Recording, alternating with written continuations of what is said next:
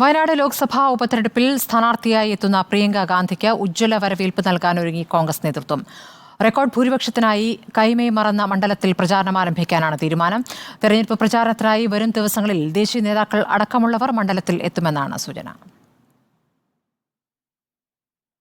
തെരഞ്ഞെടുപ്പ് കന്നി അംഗത്തിനായി ചുരം കയറിയെത്തുന്ന പ്രിയങ്ക ഗാന്ധി 5 ലക്ഷത്തിലധികം വോട്ടുകളുടെ ഭൂരിപക്ഷം നേടുമെന്നാണ് കോൺഗ്രസിന്റെ വിലയിരുത്തൽ.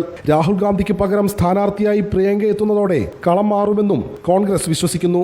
ഹൈക്കമാൻഡിന്റെ ഏറ്റവും നല്ല തീരുമാനമാണ് ഇപ്പോൾ എടുത്തിരിക്കുന്നത്. പ്രിയങ്ക ഗാന്ധി നമുക്ക് വേണ്ടി നല്ല കാര്യങ്ങൾ ചെയ്യുന്നുള്ള പ്രതീക്ഷ തന്നെയാണുള്ളത്. വലിയ ഭൂരിപക്ഷത്തിൽ പ്രിയങ്ക ഗാന്ധി വയനാട് പാർലമെന്റ് മണ്ഡലത്തിൽ വിജയിക്കുകയും ചെയ്യും. ഇന്ദിരാഗാന്ധിയുടെ രണ്ടാം വരവെന്ന രീതിയിൽ പ്രിയങ്ക ഗാന്ധിയുടെ സ്ഥാനാർത്ഥിത്വവും സ്ത്രീകളുടെ വോട്ട് പ്രിയങ്കയ്ക്ക് അനുകൂലമാകുമെന്നും കോൺഗ്രസ് കണക്കുകൂട്ടുന്നു. ഗാന്ധി കുടുംബത്തിൽ നിന്ന് അടുത്തൊരു പെൺകരുത്തിനെ കിട്ടി. രാഹുൽ ഗാന്ധി എങ്ങനെ പ്രവർത്തിച്ചോ അതിന്റെ ഒരു പിടി മേലെ പ്രിയങ്ക ഗാന്ധിക്ക് പ്രവർത്തിക്കാൻ കഴിയട്ടെ. ശക്തരായിട്ടുള്ള സ്ഥാനാർത്ഥികളെ തന്നെ ഞങ്ങൾ സ്വാഗതം ചെയ്യുകയാണ്. ആര് വന്നാലും പ്രിയങ്ക ഗാന്ധിയുടെ ഭൂരിപക്ഷം എന്ന് പറയുന്നത് 4 ലക്ഷത്തിന് പുറത്തായിരിക്കുന്ന കാര്യത്തിൽ യാതൊരു സംശയവുമില്ല. എന്നാൽ ലോക്സഭാ തെരഞ്ഞെടുപ്പിൽ രാഹുൽ ഗാന്ധി 2 തവണ വയനാട് മണ്ഡലത്തിൽ നിന്നും വൻ ഭൂരിപക്ഷത്തിൽ ജയിച്ചിട്ടും വയനാട് ഒഴിഞ്ഞ് റായ്ബറേലി തെരഞ്ഞെടുത്തത് പ്രിയങ്കയുടെ ഭൂരിപക്ഷം കുറയുന്നതിന് കാരണമായി തീരുമെന്നാണ് എതിർപക്ഷത്തിന്റെ കണക്കുകൂട്ടൽ.